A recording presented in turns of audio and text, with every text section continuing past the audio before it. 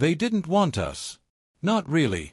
The council sent out a desperate cry for reinforcements, and somewhere in the tangled bureaucracy of the core worlds, someone checked a wrong box. That's the only way I can explain it. Because no one in their right mind would request Earthborn for a mission like this, not unless they were out of options or out of their minds. We arrived in a dropship older than most of their buildings, its hull pitted and scarred from atmospheric re-entries and battles we didn't talk about. The Valexians were waiting for sleek Dominion armor, maybe some shiny synth-augmented peacekeepers. What stepped off that ramp was 6 Deathworlders in patched exosuits, carrying weapons cobbled from half a dozen cultures. We weren't pretty, but we were here. The local commander, a thin, pale-skinned Xantari named Havoc, looked us up and down like we were diseased. "You're the specialists?" he asked. He said specialists, like a man saying contaminant. Juno grinned at him, showing her gold-capped teeth. "We specialize in making problems disappear," she said. Havoc didn't laugh. We got the situation brief in a dusty bunker built into the cliffside. The Vorlax swarm had breached the outer perimeter. Fast, coordinated strikes. They'd already lost 2 settlements in the southern belt and a comms array. Civilians were pulling back to the Capitol dome. Havoc called it a retreat. I called it a slaughter in slow motion. "They're insects," he said. "Mindless, savage. We just need more bodies to hold the line." That's the thing people always get wrong. The Vorlax aren't mindless. They're patient, strategic, and terrifyingly adaptable. You throw bodies at them, they'll learn how to kill bodies faster. You throw Deathworlders at them, they might learn to stay the hell away. We set up in the ruins of Outpost Theta, 2 clicks from their last known movement. There were bones still embedded in the scorched sand, brittle and blackened.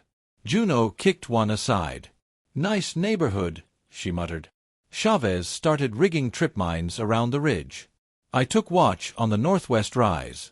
The air smelled like ozone and decay. The wind carried the distant clicking of limbs. They came just before nightfall. Fast. Silent. Dozens of them, moving like a single organism. Havoc's patrol would have panicked. Ours didn't. I shot the first one through the skull before it crossed the perimeter. Juno and Malik flanked left, blades out, carving through carapace like it was wet cloth. Chavez triggered the mines, turning a full wave into a red mist. And I kept shooting, one breath, one bullet at a time. By the time the sun dipped below the canyon wall, the ridge was littered with steaming alien corpses. Not a single one of us had fallen. I radioed Havoc. "Perimeter secure," I said. He paused. "That was efficient." "No," I replied. "That was a warning." Then I looked at the horizon, where more shadows were shifting in the dusk. "We're just getting started." Night falls differently on Velex Prime. It's not the kind of darkness you ease into, it drops like a curtain, thick and suffocating. The sky bleeds out into black, and the acid fog starts to roll in from the swamplands, curling over rocks and structures like it's alive. The locals said the Vorlax don't attack at night. They said it like a prayer, like if they believed it hard enough, it would stay true. But fear doesn't care about belief. And neither do the things that hunt in the fog. We stayed low in the ruins of Outpost Theta, taking shifts, weapons loaded and sensors running. The temperature dropped hard, frost creeping up the edges of our armor. I could barely see 5 meters ahead, even with enhanced optics. That kind of blindness does something to the nerves. Makes even the toughest bastards start to doubt their hearing. But not us. We didn't flinch at the whispers in the mist. We grew up with worse. The first sign was the silence. No wind, no insects, no distant clicks. Just the thick, wet stillness of a predator's breath before the pounce. Juno tapped the side of her helmet twice, code for incoming. We crouched, weapons up. The fog shifted, then split. They moved like phantoms, Vorlax warriors, leaner than the drones we'd fought before, faster too. Their carapaces shimmered with damp mist, nearly invisible in the gloom. Their legs didn't click anymore. They padded, adapted, learning from what we'd done the day before. I squeezed the trigger. The first Vorlax's head exploded mid-lunge. Juno danced between 2 more, her twin blades slicing through exoskeleton like it was tissue paper. Malik fired a burst of plasma into a cluster, the glow painting the fog in flashes of green and violet. But they kept coming. Chavez went down under one of them, but he didn't panic. Just jammed a grenade into its thorax and rolled clear. The explosion shook the outpost walls. Bits of alien meat rained down across the stones. They thought the fog gave them the advantage. They were wrong. We were born in worse. Earth's jungles, its wastelands, its pitch-black hells, those taught us to see in darkness, to hear death coming before it made a sound. The Vorlax were terrifying. But not to us. To us, they were just another apex trying to take our place. When it was over, the fog had turned red and sticky. The ground steamed from the heat of ruptured alien bodies. I pulled my helmet off and took a breath. Tasted iron and smoke. Juno stood beside me, her face calm, unreadable. She wiped ichor from her blade with a torn flag. The comms crackled. Havok's voice came through, thin and uncertain. We didn't detect any movement. You're sure it's over? I looked at the heap of corpses around us, at the bloody mist curling at our feet. For now, I said. But if they're evolving, we'll evolve faster. Because that's what Deathworlders do. We adapt. We survive. We end threats. Even in the dark. Havok didn't speak to us the next day. Not directly. He sent a lieutenant, a soft-voiced Isvaran with silver eyes and trembling hands, to deliver new orders. The Vorlax swarm was retreating into the underground lava tubes, a network carved by ancient volcanic flows that stretched beneath the colony like veins of the planet itself. Too dangerous to pursue, the lieutenant said. The tunnels collapse. Temperatures spike. You'd be trapped. I looked at Juno. She raised an eyebrow. Sounds like home, she said. They didn't understand. Council forces trained for structure, for clean corridors and bright lighting. They broke down in chaos. But chaos is where Deathworlders thrive. Our world gave us hurricanes that could rip cities apart, earthquakes that swallowed entire towns, and wildfires that moved faster than thought. We were born in danger. Molded by it. The entrance to the tunnels yawned open like a throat in the cliffs south of Outpost Theta. The rocks were scorched black, crusted with layers of dried acid and old blood. The heat hit us in waves, suffocating, humid, clinging to the skin like oil. The council maps were vague and useless. We mapped as we went, spraying markers on the walls, recording every twist and intersection. It didn't take long to find signs of movement. Claw marks in the stone. Chitin fragments. Blood trails. The Vorlax weren't just hiding, they were building something. Expanding. Preparing. We moved silent, weapons up. The tunnel ahead pulsed with faint bioluminescence, casting green light over the black rock. And then, we found it, the hive chamber. It was massive, easily the size of a stadium. A pulsing egg sac throbbed in the center, suspended in a web of flesh and stone. Workers scurried across scaffolds of bone and resin, feeding it, guarding it. Then we saw the Guardian. 12 feet tall. 4 arms, each ending in scythe-like claws. Its head split open when it screamed, exposing rows of vibrating teeth. The sound hit us like a physical force. Malik fired first, a thermal charge that tore through the outer shell. Juno flanked right, drawing its attention. I went left, climbing the slick walls, rifle slung over my shoulder. The Guardian moved faster than it had any right to, cleaving stone and steel like paper, but we were faster. Chavez got under it with a pair of detonators. "Time to end this," he shouted, and slammed the triggers. The blast shook the chamber. The Guardian shrieked and stumbled, then collapsed in a steaming pile of ruined limbs. We torched the egg sac, burned the walls, collapsed the tunnels behind us with a sequence of charges. As we staggered back into the light, Havok was waiting, flanked by a dozen pristine soldiers with clean armor and polished rifles. "You survived," he said, sounding more surprised than impressed.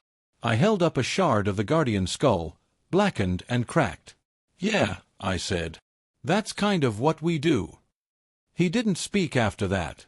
Just stepped aside as we walked past, dusty, blood-stained, victorious. "You don't get medals for the kind of work we do. Not real ones. Not the shiny kind you pin to your chest or hang in a glass case. What you get are scars, and memories that crawl into your dreams when you're alone. And sometimes, you get looks, those long, uncertain stares from the people you saved. Like they're not quite sure what you are. Velex Prime was quiet in the days after we collapsed the hive. Too quiet. The civilians emerged from their shelters slowly, blinking against the light, afraid to believe it was over. Most of them didn't thank us. Not out of ingratitude, but because they didn't know how. What do you say to someone who fights nightmares like it's just another Tuesday? I sat near the shuttle pads, cleaning my weapon. The others were scattered across the perimeter, watching, waiting. None of us relaxed. You never really do after a job like that. It's not over until you're on a new planet with a new set of problems, and even then, the old ones follow you. That's when the kid found me. Maybe 9 or 10, wearing a patchwork coat and boots too big for his feet. He had a burn scar down one side of his neck and a gaze that was way too steady for someone his age. He didn't flinch when he saw the blood on my armor. "You're one of the Earthborn," he said. I nodded. "That's right." He looked at my rifle, then at the mark etched into my gauntlet, the crude outline of Earth, carved with a combat knife years ago. "They say you're from a death world. That true?" "Yeah," I said. "It's true." He was quiet for a long time. Then he said, "I want to be like you when I grow up." That hit harder than any blast ever could. I looked at him, really looked at him. Too thin. Haunted eyes. A survivor. Maybe the next generation of Deathworlders wouldn't be born on Earth. I shook my head slowly. "You don't," I said. His brow furrowed. "But you beat them. You won." "Yeah, but winning's not what you think it is." I tapped my chest plate. Every mark on this armor is someone I couldn't save. Every time we survive, it costs us something. He didn't answer. Just nodded like he understood more than he should have, then walked away. Later, when our dropship roared to life and lifted off from Velex Prime, I watched the colony fade beneath the clouds. It would recover. People would rebuild. Maybe the kid would grow up and become a soldier, or a scientist, or just someone who didn't need to learn how to kill to survive. We don't fight for glory. We fight so they don't have to. We're not heroes. We're the warning that walks out of the fire. And we're always ready for the next call. The next call came less than a week later. No time to rest. No time to debrief. Just new coordinates and a scrambled distress signal that sent chills through every level of command. Moira 4 had gone dark. No transmissions, no trade routes, no life signs. One of the Council's core settlements. A tech hub. Over 10,000 colonists. And then, nothing. We didn't get a briefing. We didn't need one. Silence like that only means one thing. Something bad happened, and no one survived to talk about it. Our ship dropped into orbit without resistance. The defense satellites were powered down. No automated docking beacons.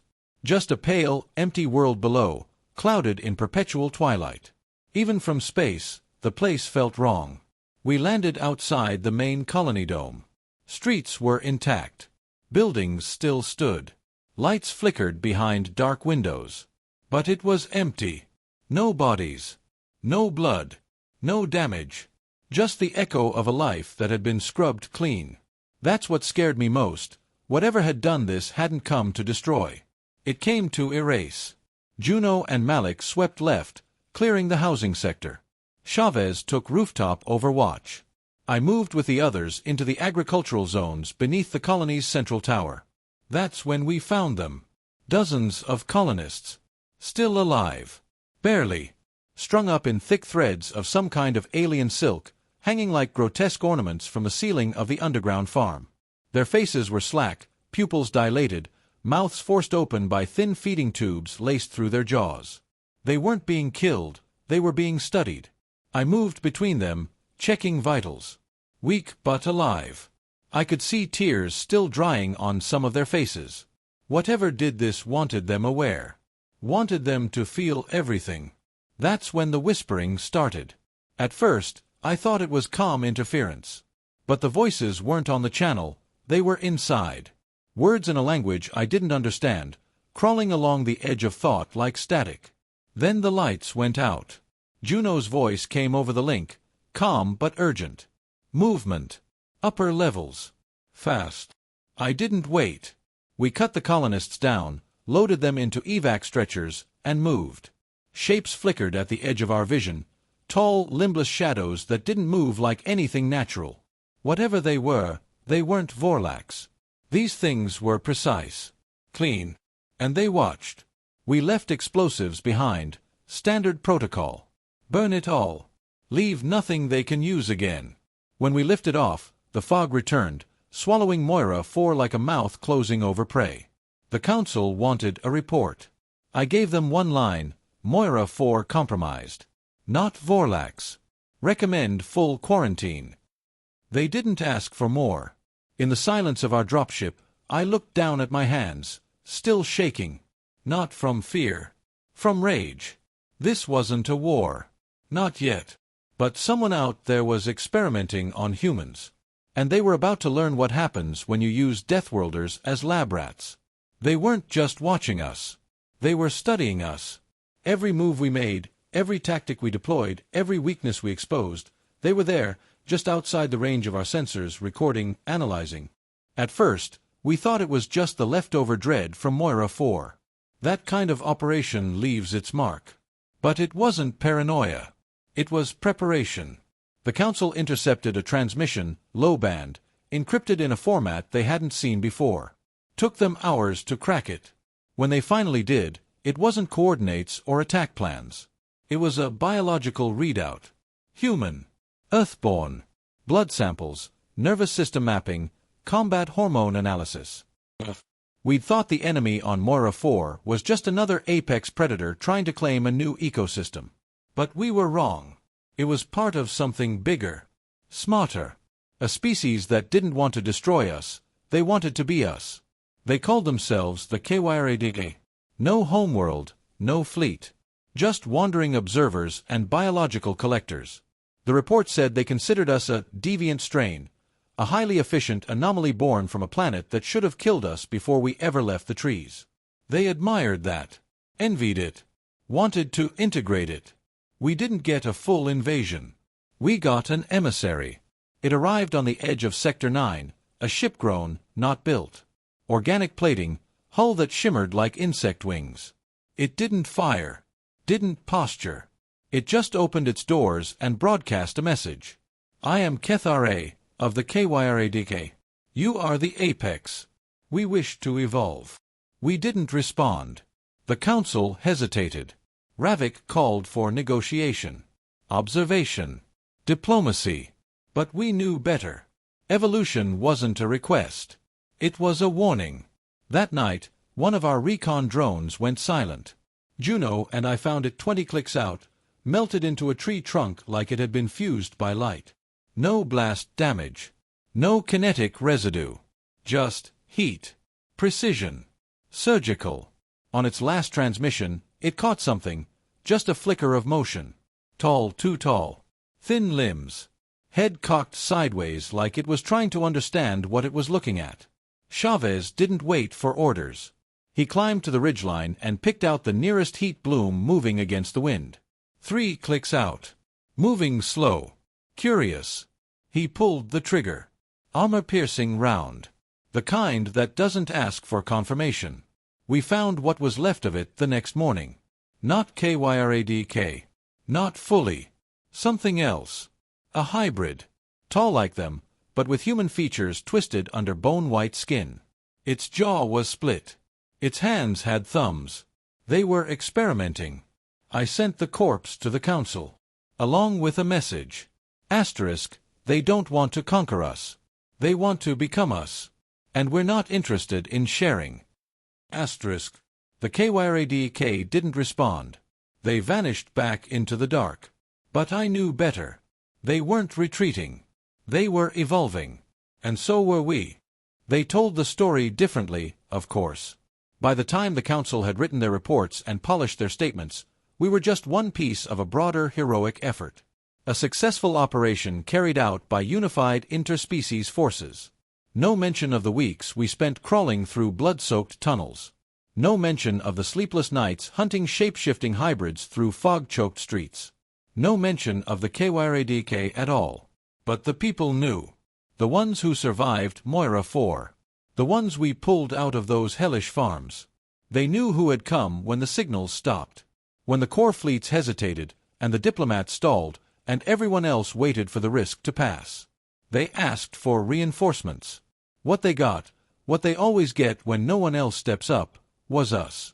We didn't stick around for the debrief. They don't like having Deathworlders too close to the core. Bad optics. Makes the suits nervous. Our dropship lifted off from the dust of the shattered colony as the silver-armored fleets settled into orbit. The perfect ending to someone else's victory parade. Chavez leaned back in his seat, helmet in his lap, staring through the viewport. "You think this is it?" he asked. "You think they'll leave us alone now?" Juno snorted. "They never leave us alone. Not when there's something worse around the corner." And I agreed. We'd seen the signs. The KYRADK weren't beaten. They were regrouping. Recalculating. They'd tasted humanity, dissected our DNA, tested our reflexes, mimicked our instincts. But what they didn't understand, what they still couldn't grasp, was what really made us dangerous. It wasn't our strength, or our weapons, or our planet. It was that we remember. Every time we lose someone, we remember their name. Every time they take a colony, we burn the coordinates into our minds. Every battle, every scar, every scream, we carry it with us. And when the next war comes, and it always does, we're not starting from zero. We're starting from blood. The Council fleets hailed us halfway out of orbit. Some vice admiral with polished teeth and too many medals wanted a briefing. I told them to check the logs. Then I cut the channel. Because we weren't doing this for recognition. Not for politics or credits or galactic peace. We were doing this because someone had to. There's always another colony. Another message too late. Another shadow creeping across a quiet planet, thinking it won't be seen. But we see them. We find them. We show them what happens when they mistake survival for weakness. Let them remember.